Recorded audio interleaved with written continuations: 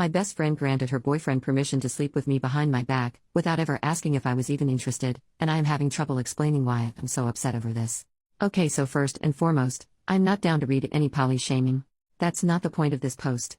Polyamory is a valid dating and relationship model when done ethically, and I am laying that down first and foremost. So my best friend, Cindy, and I have known each other roughly 15 years and have been roommates for 5-ish years. Cindy is poly and has 2 partners, one that lives close by and one named Mark that lives in Oregon, which is pretty far from us. I knew Mark through mutual friends prior to him meeting Cindy, and we actually slept together a couple times back in like 2016.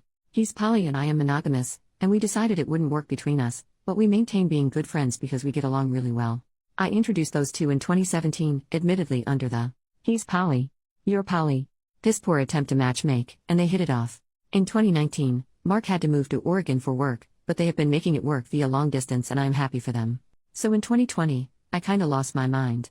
I had to break up with a boyfriend who was in love with someone else. I realized I hated my job. I turned 30 and felt deeply unhappy with where my life was headed. So I decided it was best for me to start living.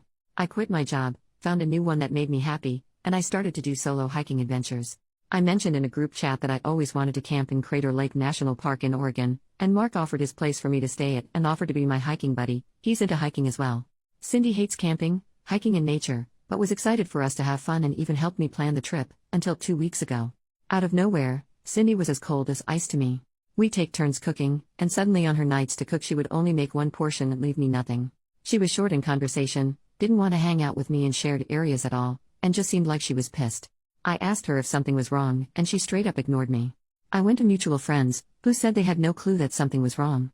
Then yesterday, she invited me to a video chat with her and Mark. They told me they've discussed it, and I have permission to sleep with Mark on this trip. Apparently one of the boundaries in their relationships is neither of us can do anything with either of our partner's friends. Mark mentioned 2 weeks prior that he would be down to sleep with me on this trip if I was down for it, which led to fighting between the two. Mark argued that he already slept with me previously so I shouldn't count, and Cindy was sternly on, "She's my best friend so no." They reached an agreement, and were excited to tell me I blew up at them. So many thoughts are swirling in my head right now and I cannot even verbalize all the reasons why I'm mad. It's like my best friend and her boyfriend, someone I consider to be a good friend too, view me as an object in some ways but somehow worst. Sleeping with Mark wasn't even a concept to me as he is squarely in the best friend's boyfriend and good friend boxes in my mind. I logged off the chat, told Cindy I was too angry to look at her, and have been at a friend's place for the last day. I need advice on how to convey to them when I am so angry, when I am having trouble coming up with a reason besides blind rage. I barely want to go on this trip anymore. Comment from OP. I think where the shock and hurt is coming from is mostly the fact that I have been treated like freaking trash for the past 2 weeks in my own home for an issue that if anyone asked me, I could have ended with a quick, yeah and no, that's not going to happen. Mark is a good friend, and while he was a fun intimate partner like 5 years ago, he is squarely my roommate's boyfriend in my mind, and even with this permission, I wouldn't sleep with him. I am mad that Cindy treated me this way. I am frustrated at the apparent brainlessness on both their ends of not just talking to me. I'm annoyed that my intimate potential was discussed in depth by both of them. I'm kinda upset that a good friend may have only invited me to stay over at his place for the potential of banging me, and I'm pissed off that I am sleeping on a freaking futon like a 21-year-old because even though Cindy was in the wrong, I left my apartment when she should have left. Ugh. I just have a lot going on emotionally at the moment. Mini update. Okay, I just wanted to say thank you to everyone who commented. Today has been rough for the most part, but me and the friend whose futon I'm occupying got tacos and I got to process this for the better part of my day. My feelings have landed mostly on being upset with Cindy. No matter what drama was going on in their relationship, I was treated like a pariah in my own goddamn home, and that's unacceptable. The annoying part of this is now I am doubting whether or not I would have even considered sleeping with Mark if the situation came up organically. My friend who I am staying at, she's also poly. I am one of the few mono people in my immediate friend group, hence why I was really harsh in my post about not accepting poly hate because those are my people. My friend asked me how I would have preferred this situation playing out. My response was pretty much 1. Cindy not taking out whatever she was feeling on me while they were having their backroom discussion. 2. Being approached by one of them individually to see if I was interested in any of this and not in the weirdest freaking Discord call in the world. She was in the room right next to me, she could have just came in and talked to me solo. If Mark would have asked me, I probably would have run to Cindy being like, "Your boyfriend is hitting on me." I am unsure if that's even allowed. If Cindy would have, Christ on the freaking cross, I am unsure how that would have even gone. Who knows, maybe with permission, and wine, and the breathtaking views of that lake. Seriously, ignore me and Google Crater Lake National Park, it's gorgeous, something would have happened. Nothing sure as hell is going to happen now though.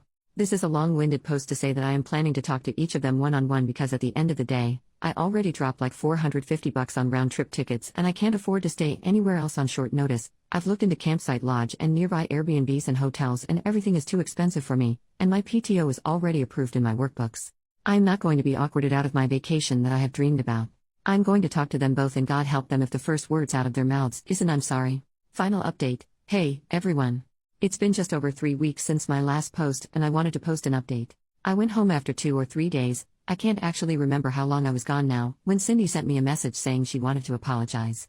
Apparently Cindy reached out to the mutual friend I was staying with, and that friend went over every cruel thing Cindy did to me during her 2 weeks of shutting me out and told her to get herself together. We sat down and talked, and it was pretty illuminating what she had to say. Cindy and I have known each other for over 15 years now. For the majority of that time, I was the more introverted and shy type, while she was the "let's drink shots on the roof with this new friend I made 30 seconds ago" type. When the plague hit, we both had 2 very different responses. After realizing I was deeply unhappy with all parts of my life, I flipped everything on its head. I found a new job and made a bunch of work friends. I started doing solo adventures. I felt happier than I ever been, and it turns out, happy me is very bubbly and engaging.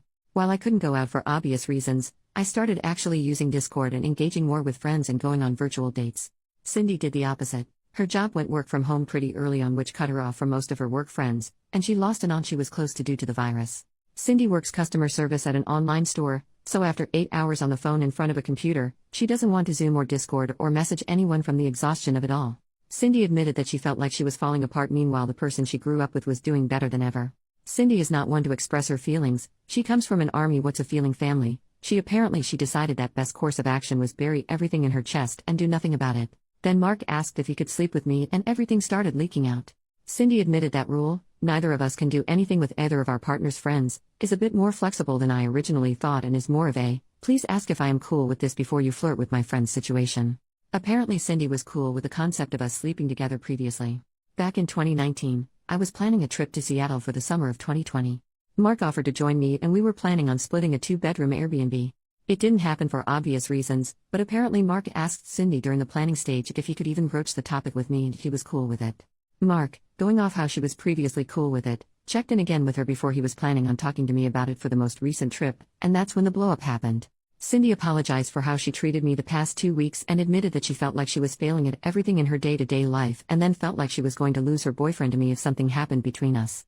I honestly feel like a crappy friend in some sense, because while I knew her depression was flaring up again, I didn't quite realize how deep she was in it despite living together. I did stand my ground on the fact that while her feelings are valid, the way she treated me wasn't, and that type of behavior cannot happen again. She agreed and even invited me to sit in on a session with her therapist. She was already going to cope with the feelings in regards to her very messy family, which I said I would, after she had more solo time to process it. I did end up going on the trip. Mark apologized for blowing up my home with his question, and we had a conversation about how, while he is sweet, I really don't see any future where I sleep with him again. He was cool with it and said he was excited to have a good friend come up for nature adventures. I just got home yesterday from my adventures and have been sharing the photos with Cindy for the better part of the day. She thinks the shots are beautiful, and her biggest concern is that I could have hurt my lungs since it was pretty smoky out there on one of the days I was out there due to wildfires in Cali. So, that's basically it. Thanks for all your comments.